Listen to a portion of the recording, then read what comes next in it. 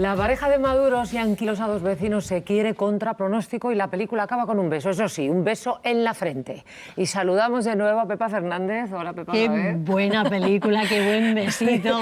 Iñaki Gabilondo. Me ha encantado. Buen rato. Buenas noches, sí. Luis del Olmo. Hola. Buenas ¿Qué tal? noches. ¿Cómo estás? Hemos pasado un buen rato y hemos comentado un montón de cosas que ahora me gustaría que compartierais con los espectadores porque es muy interesante.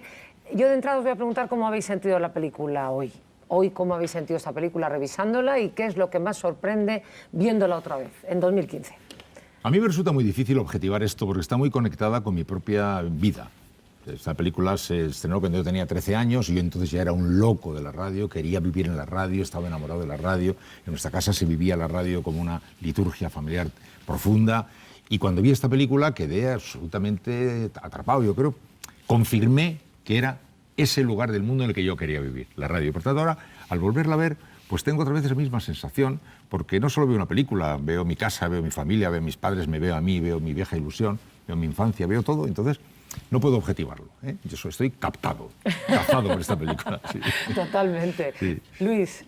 A mí me ha recordado, aquello era una fábrica de sueños, ¿no? Era el sueño y la felicidad y la lotería que quería que nos tocara, ¿no? Todo lo que veíamos retratado. Yo me he visto retratado en el personaje de Paco Raval, ¿no? Yo era el Paco Raval descamisado y enloquecido por un micrófono, abroncando o intentando abroncar al director, que al final siempre el director me ponía a mí en la tesitura de blanco o negro, si continúas protestando, te voy a poner en la calle. Reprima su soberbia si puede, y si no, monte una emisora y haga lo que le plazca. Está bien. Procuraré hacer las dos cosas. Este es un regalo de dioses para los que hemos cumplido algunos años, recordarnos aquella historia, la época.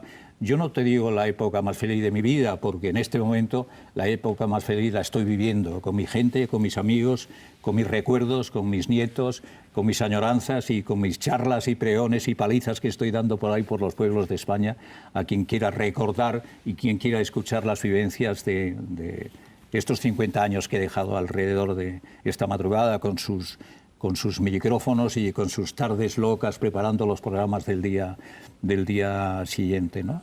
Hasta mañana, amigos. Muy buenos días.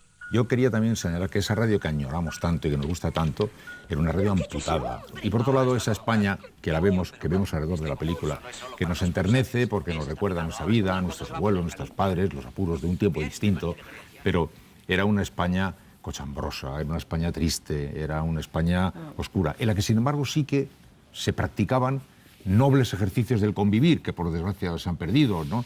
La solidaridad que tú decías, el buen vecindario, había una serie de valores que tienen mucho sentido ahora valorar, pero era una España oscurita, apaleada, claro, como digo, del racionamiento, y del extraperlo. Yo os iba a decir eso, que para mí es una radio lejana, porque digamos que yo ya conocí la radio informativa, es decir, a mediados de los años 70 la radio dejó de ser puro entretenimiento, que era lo que se daba en los años del régimen franquista, entretenimiento, concursos, era un poco todo para olvidar la realidad cotidiana, ¿no? Para hacer que la gente saliera de la dureza de las condiciones en las que vivía, al menos durante el rato que escuchaba la radio. Para mí es una radio lejana, pero hay algo que todavía se sigue dando hoy, que yo sigo reconociendo, que es ese amor de la gente por la radio.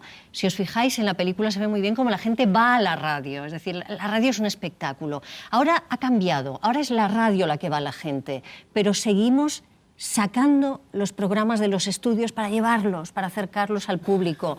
Y bueno, nosotros en No es un día cualquiera vivimos esa experiencia prácticamente todas las semanas, con auditorios repletos de personas que van a ver la radio, que es una cosa que no es visual, ¿no? Sin embargo, hay un elemento que se ha perdido y que hubiera sido bonito que no se perdiera, a cambio de que se ha ganado la información que no había y que era imprescindible, porque era una radio amputada.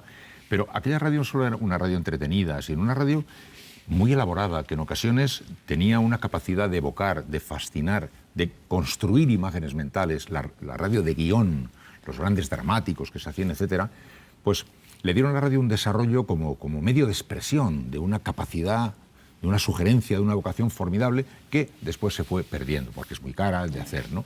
Entonces yo, bienvenida la información que le faltaba a aquella radio, que la miramos amputada, y qué pena, que con la radio ya no amputada se perdiera en el camino aquella radio que muchas veces tenía una capacidad de sugestión y de vocación muy grande. A mí me gustaría esa radio- destacar, perdona Luis, Perdona. me gustaría destacar ese momento de autenticidad en la película que es la entrevista con el gallo, con el torero, ¿no? sí. Eso que todos nos hemos encontrado alguna vez, ¿no? Un señor corto de palabras. ¿Le admiraba usted mucho a Manolete? ¿Eh? ¿Le admiraba usted a Manolete? Mucho. Y lo quería mucho, las dos cosas. En la España de los años 40 y 50 tuvo su época dorada la radio espectáculo. El tiempo de los grandes shows cara al público, de los populares y larguísimos seriales, de los fabulosos concursos de doble o nada y de las famosas cabalgatas, animadas por Bobby de Glané. Continuamos con nuestro programa, presentando como de costumbre a nuestro invitado de honor.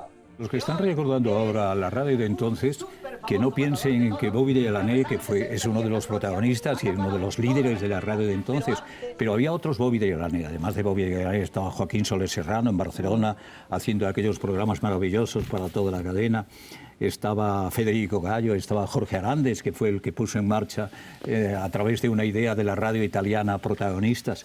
Había un auténtico espectáculo, la radio del teatro que la cadena SER hizo tantos sueños realidad a través del Matilde, Perico y Periquín, que era el programa Y de de los grandes amores. dramáticos, no solo del melodrama de Sí. Amarrostas, sino grandes dramáticos, hicieron grandes obras de teatro, Teatro del Aire, era una producciones de primerísima categoría de grandes autores, ¿no? Los grandes programas de Radio Nacional, los sábados, las tardes del sábado, eran unos espectáculos increíbles, independientemente de las retransmisiones de la radio que el maestro Matías Paz nos Paz, hacía vivir, y veíamos a través de la retransmisión y a través de la radio, con la imaginación puesta a tope, veíamos a los jugadores cómo marcaban el gol y cómo se acercaba Zarra por el centro izquierdo. La línea para marcar divisoria el de gol los del campos, fútbol. en la posición teórica de medio Sí. izquierda, era un geómetro. Era- Te veías los partidos. Tiene en estos momentos la pelota Gabriel Alonso. Avanza con ella. Sigue avanzando. Envía un pase largo sobre Gainza. Gainza de cabeza centra. El balón va a Parra. Chuta y gol. ¡Gol! Peticiones del oyente. A petición de Francisco Escalona para su hijita María Elena, con mucho cariño y sabiendo le gusta. ¡Qué barbaridad! Y me pilla sin cena. Y a mí con un negocio menos. Periquín, ladrón. Ven aquí. Yo soy el zorro zorrito, para mayores y pequeñitos.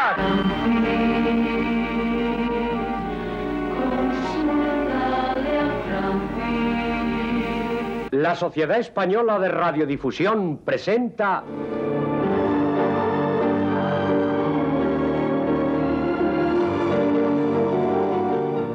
Ama Rosa. En los estudios el sueño de triunfar en el concurso se ha convertido en realidad. Va a comenzar el angustioso interrogatorio a cargo de Pecker, el popular locutor. José Luis Pecker, yo le tengo en un pedestal por encima de los otros compañeros, que también fueron los artífices y los creadores de esos sueños, porque la radio de entonces, ahora vista a través del tiempo, fue nuestra fábrica de sueños, ¿no? ¿Cuál era el nombre de un profesor que tenía Puccini cuando entró en el Conservatorio de Milán en 1877? Pero yo por José Luis Pecker hubiera dado la vida, ¿no? Yo siempre dije, yo quiero ser el Pecker del futuro. Pero lo fuiste, porque hubo generaciones. Yo, por ejemplo, yo crecí escuchándote a ti en mi casa. Eras en la banda sonora de las mañanas. Pero ¿sabes por qué me escuchabas a mí? Porque entonces, que es más joven, Iñaki no estaba. Cuando vino Iñaki, porque no estaba José Luis Pecker.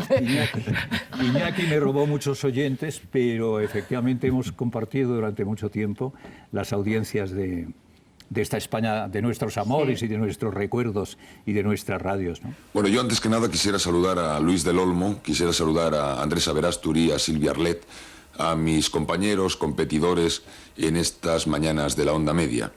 Creo que la responsabilidad que yo siento, que sienten mis compañeros Joaquín Prat, Pepe Domingo Castaño, debe ser muy similar a la que sienten estos colegas a los que acabo de citar, estos ilustres colegas. La competitividad, yo creo que es bueno, efectivamente, hay una competencia ahora en las mañanas, por ejemplo, hay 4 emisoras, hay 4 cadenas de emisoras con 4 magazines, creo que deliciosos, cada uno con su manera de hacer radio, pero eso es bueno.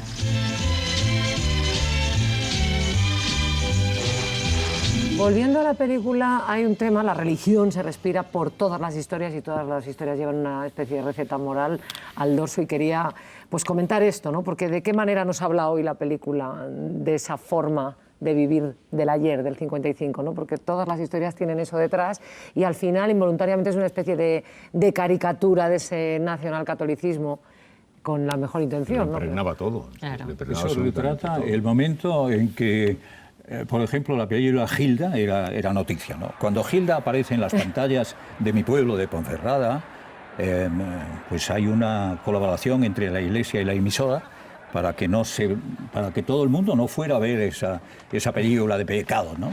¿Se puede saber qué pretendes? Ahora todos saben lo que soy.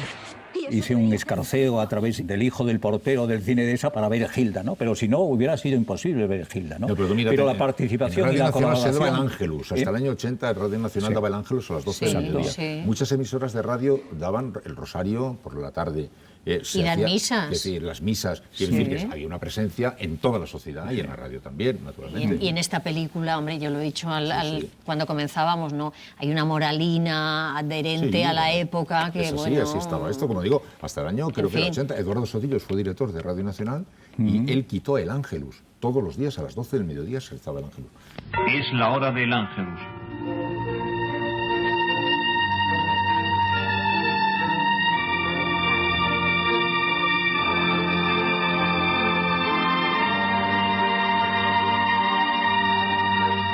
Todo era mucho más naif. La sociedad se ha hecho más compleja, más turbia, se ha hecho más difícil. Y en aquella España pues era más inocente, más naif. Pero claro, pero la película esa, para que se vea en toda su verdad, la verdad de lo que estamos contando y no quedamos presos de tal, se tendría que oír lo que a las 2:30 de cada tarde y a las 10 de cada noche sonaba de repente el Clarín y decía: gloriosos caídos por Dios y por España, presentes, viva Franco, arriba España, y te soltaban el parte, que era la única información que se podía emitir. Sí, vamos a recordarlo, que hasta, eso que estamos viendo hasta ahí, mediados de los tenía 70... a las 2 y a las 10 esa particularidad que le daba, que es un dato a considerar, para ver las cosas con amor, con emoción, pero con conciencia. Y en su contexto. Cuando dejan las emisoras privadas de retransmitir el boletín de las 2:30 y el de las 10 de la noche. 1978, octubre. Claro. Por eso te digo, fíjate que hace 4 días, para nosotros 4 días, ¿no? Son las 10 de la noche en el reloj de la Puerta del Sol. Diario hablado de Radio Nacional de España. Su Excelencia el Jefe del Estado ha visitado hoy el recinto de la Casa de Campo de Madrid. Don Luis Carrero Blanco, subsecretario de la Presidencia del Consejo, ha dado esta tarde una interesante conferencia sobre la guerra de África. Deportes. España alineará en la delantera Epi, Herrerita, Zarra, César y Gainza. Pronóstico claramente a favor de España. ¿Han escuchado ustedes el diario hablado de noche de Radio Nacional de España? Señoras y señores, muy buenas noches. Cayetana, yo quiero aprovechar este momento porque probablemente del mundo de la radio tardes otros 3 o 4 años en dedicarle tu espacio, que hay 2 museos de la radio maravillosos, los 2 mejores museos del mundo, uno en mi pueblo, en Ponferrada, y otro en Roda de Bará. Sí, bueno, señor. Hay pensábamos hablar de ello. Todo esto que estamos comentando está precisamente en todos los micrófonos, porque hay un desfile de 50 micrófonos distintos. Están todas las grabaciones, por ejemplo, de aquel debate sobre la nación en clave de humor con Tipi Colli y compañía.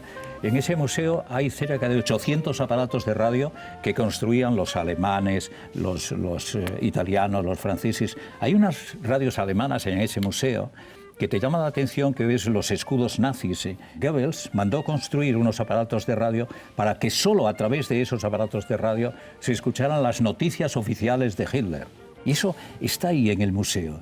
Todos aquellos que están enamorados de la radio actual y que recuerdan con cariño la radio que estamos comentando, por favor, que no se pierdan si tienen oportunidad de visitar, y a ti te hago oficialmente la visita para que te acerques con tus micrófonos a cualquiera de los 2 museos. Usted es de los que no se muerden la lengua, ¿no?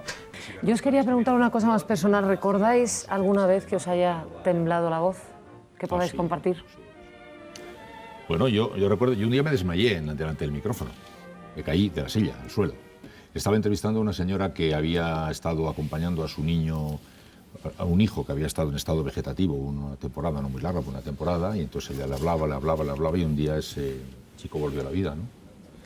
Y entonces yo le estaba entrevistando, y según la entrevistaba me contó que cuando se recuperó y empezó a hablar, le dijo que la había estado oyendo todo el tiempo mientras estaba, y me caí de la silla. Después, para mí es el hito de los impactos que yo he recibido en mi vida profesional.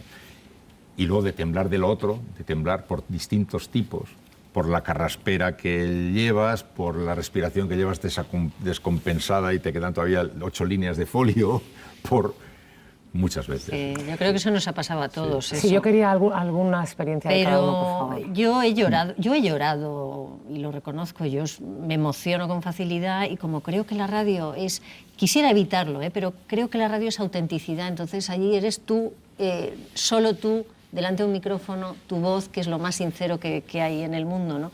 Y yo he hecho programas llorando, como el día que murió Labordeta, que era colaborador nuestro. José Antonio Labordeta murió un sábado por la noche, el domingo él tenía sección en el programa, ya estaba muy malito en los últimos tiempos, pero seguía manteniendo la ilusión esa de colaborar con nosotros. Murió de madrugada y ese día fue un programa terrible, porque terrible y precioso, porque llegaban los correos, las llamadas, las muestras de solidaridad de todo el mundo, ¿no? Y fue hacer 4 horas y media de radio con un nudo en la garganta. Yo lo pasé francamente mal, pero creo que Labordeta, y todavía cuando hablo de él, todavía me emociono, ¿no? Creo que Labordeta merecía eso y mucho más. Recogía José Antonio la queja de un escuchante sobre los meteorólogos de televisión. Hay una queja maravillosa que va contra los meteorólogos de televisión española, bueno, de televisión en general, que dice que con el culo tapan Murcia. Uno de los momentos más duros que he vivido en la radio fue el día que asesinaron al ingeniero de la central nuclear de Lemóniz, que asesinó la banda criminal ETA. Entonces yo pedí a los oyentes españoles que dejaran libres las líneas para que únicamente los ciudadanos vascos condenaran aquel acto, ¿no? Y yo hice un comentario antes de dar paso a los oyentes vascos diciendo, y probablemente Jon Idíolas estará con sus compañeros disfrutando mientras hay un momento de dolor terrible, descorchando botellas de champán o de cava, ¿no? Empezaron a llamar los oyentes condenando el acto y una de las llamadas fue de Jon Idíolas. Jon Idíolas y me dice, usted, señor del Olmo, me echó una bronca terrible, está separando a la sociedad vasca, usted ha dicho, ha hecho este comentario de que nosotros estábamos descorchando las botellas de champán. Digo, pues sí, lo volvería a repetir, porque quizá usted no dispara, pero ayuda a disparar a sus compañeros de la banda criminal ETA. Bueno, fue una conversación tan tensa que al final yo le dejé hablar y cuando él entendí que terminó, digo, ahora déjeme hablar a mí, ¿no? Y cuando yo vuelvo a arremeter contra Jon Idíolas y contra la banda criminal ETA asesina de este hombre, cuelga el teléfono y digo, bueno, ya ven ustedes, además de asesinos, los demócratas que son. Aquella conversación la estaba escuchando el ministro Barrionuevo. Y al terminar el programa me dijo, mira Luis, al terminar tu actuación tienes ahí una escolta, no prescindas de la escolta. Y dile a tu mujer que no prescinda de la escolta. Y dile a tus hijos que no prescindan de la escolta. Durante 3 meses yo estuve, mi mujer estuvo con escolta, mis hijos que iban a 2 colegios, los 2 pequeños a un colegio, iban con escolta. La escolta a mí me duró 30 años, hace 7 u 8 meses. Yo le dije al ministro del Interior, creo que eso ya es historia, afortunadamente. Podéis contar, muchas gracias, podéis contar con la... Ese fue el momento más difícil y más duro. Yo veía etarras por todos los sitios. El Comando Barcelona tenía previsto atentar contra el periodista Luis del Olmo el pasado 20 de diciembre. El atentado se hubiera realizado con el coche bomba que se les averió a los terroristas en la avenida Diagonal. Esa circunstancia evitó el atentado, aunque provocó el asesinato del guardia urbano Juan Miguel Gervilla Valladolid, que se acercó a auxiliar a los ocupantes, momento en el que sufrió 2 disparos que le causaron la muerte. Quizá son los momentos más amargos y más negros de mi carrera, pero volvería a repetirlos, volvería a hacer exactamente lo mismo que hice, con sus negros y con sus colores, que tuvieron más de colorido que de negritud, ¿no? El problema, amigo, gracias por llamar. El problema es que si puntualmente responde a todas las preguntas que ha formulado, pues cerramos ya los teléfonos, ¿no? Hay otra página de la historia de la radio muy bonita relacionada con Iñaki. Yo cuando estaba entrevistando, una de las entrevistas que hice a José María Aznar, en aquel momento, en el medio de la entrevista, digo, señor Aznar, presidente, ¿y por qué con la amabilidad que me han recibido aquí en Zarzuela, por qué la posibilidad que me han dado de que yo le entreviste no le tiene la misma facilidad Iñaki Gabilondo para venir a entrevistarle? Y entonces el Aznar se quedó callado. Después de ese silencio le digo a los oyentes, no desconecten ustedes porque es que el presidente está preparando la respuesta a la pregunta. ¡Ay, qué maravilla! Y al final tampoco te concedió la entrevista, ¿no?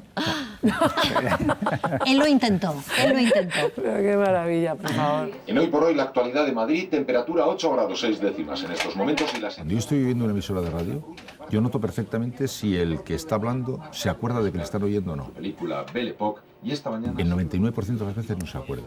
Lo sabe, pero no se acuerda. No se acuerda que le está oyendo. Y a mí me gustaba mucho con los compañeros recordarles, ¿no? Decirles, esta hora vamos a hacer hoy el programa dedicado a, vamos a ver, una chica que se llama Luisa, que es de León, que tiene 41 años, que se ha despertado, que va a poner la radio y nos va a oír. O sea, porque se te olvida que te están yendo. Bueno, a mí no se me olvida nunca, ¿eh? No.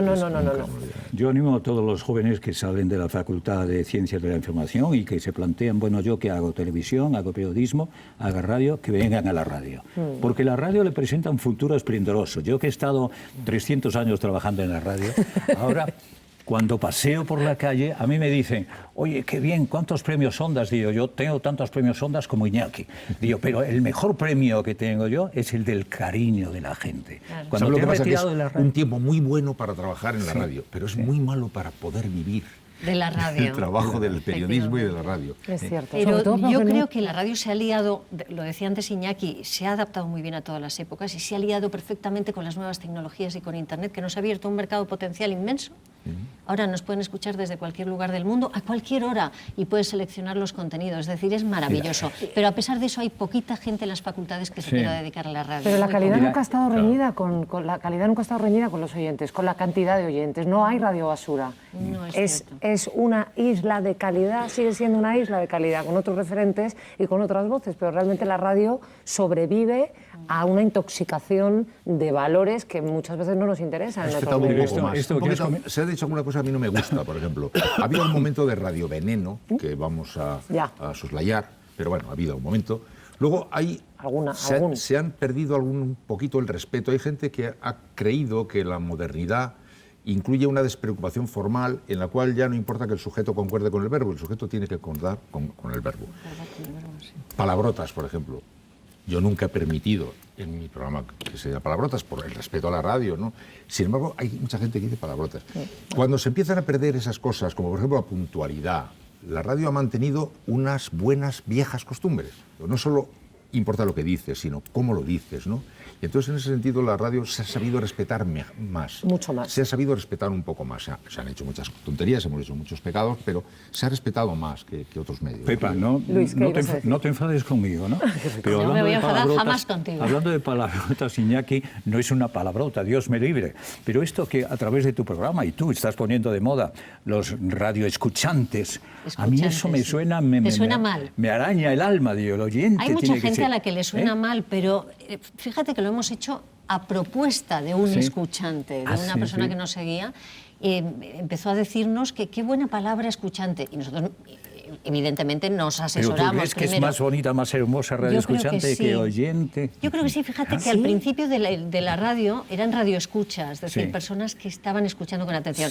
Estoy de acuerdo con una cosa que me dice siempre Iñaki, y es que no todos los que están sintonizando una emisora están escuchando, efectivamente, son oyentes y escuchantes, pero qué bonito es tener personas que te escuchan y no solo te oyen, ¿no? Yo creo que es un piropazo para la persona que está al otro lado y que es capaz de prestar atención a lo que está oyendo.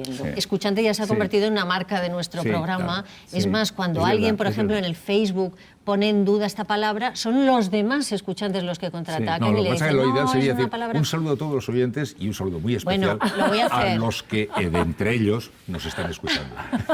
Érase una vez, hace muchos años, Dos ladrones entraron en casa de nuestros vecinos en Rockaway. Los señores Needleman habían ido al cine y ocurrió lo siguiente. ¿Qué es esto? Recordaréis esta película de Woody Allen, Días de Radio, ¿no? Que es otra maravilla, que tiene... Una de las historias es exactamente la del ladrón que coge el teléfono cuando está robando. Entonces contaba Torres Dulce en uno de los coloquios de José Luis García que Fernando Vizcaíno Casas, que era muy amigo de Sáenz de Heredia, le dijo, tomando una copa, tú sabrás que le puedes meter una demanda a Woody Allen. Y le dijo, mira, me siento tan halagado de que me haya plagiado que ya me parece un premio. Está fusilado. Sí, está fusilado, absolutamente. Está claro que Woody Allen había visto la película. Bailando en la oscuridad. ¡Correcto! ¿Es usted de verdad en la radio? Ah, si tiene ahí la radio, enciéndela y no se escuchará. ¿Y por qué han llamado a este número? Acaba usted de ganar el primer premio. ¡Soy rico! ¡Hemos ganado!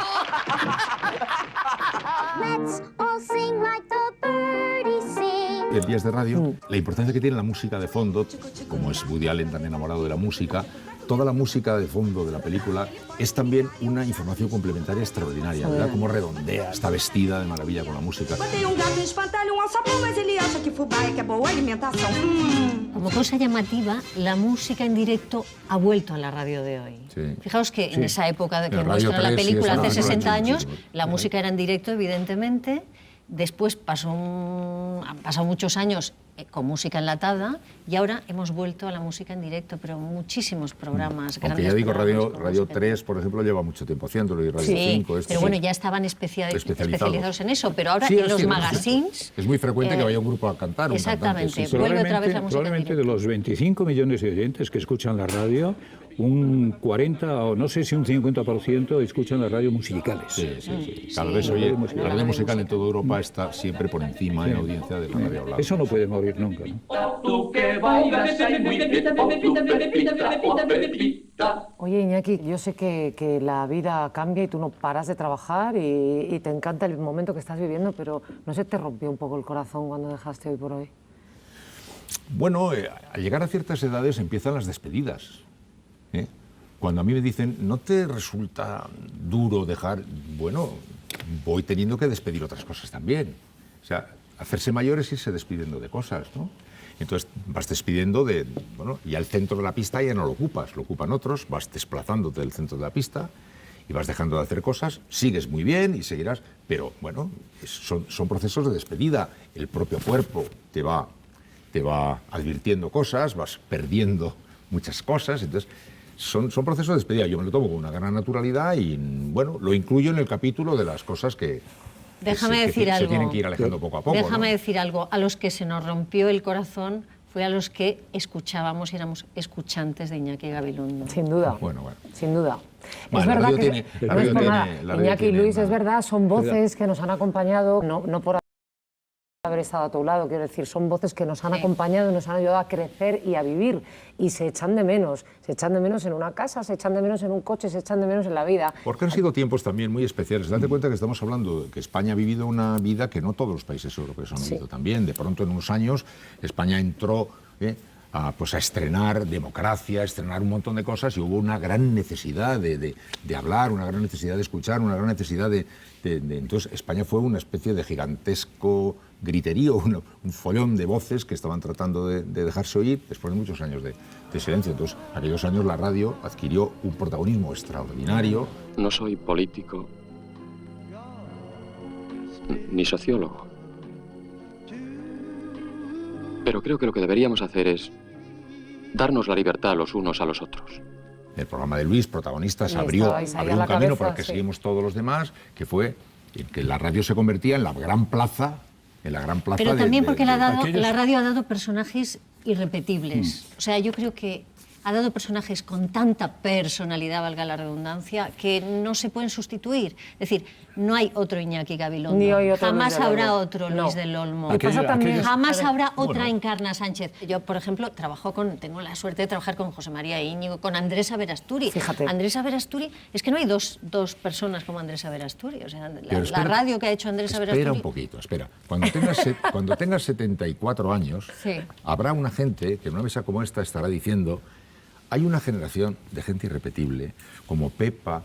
No, yo creo que no. Yo tampoco. ¿Tú crees que no? Pero nosotros hemos comenzado hablando de una generación que nos parece irrepetible, con José Luis Péquer, que se ha mencionado, con Bobby Grané, hemos hablado de Matías Prats, hemos hablado de un montón de gente que para nosotros eran unas referencias completamente imbatibles e insuperables. Aparece otra generación, cada generación cumple su papel, y luego, con el paso de los años, uno sin darse cuenta, pues empieza a poner cara de estatua, se le empieza a hacer caca a las palomas en la cabeza, y entonces uno empieza a hacer... Todo esto es así. A mí me preocupa una estatua que hay en mi pueblo, en la plaza en medio de la plaza, la tuya. Que vengan las palomas, o que vengan gentes que te quieren menos y hagan pipí allí al pie de la estatua. En tu estatua no, Lo de ser estatua eso es muy malo. Yo cuando voy a tu pueblo y veo tu estatua, digo, joder, aquí le llueve todo encima. Estas palomas.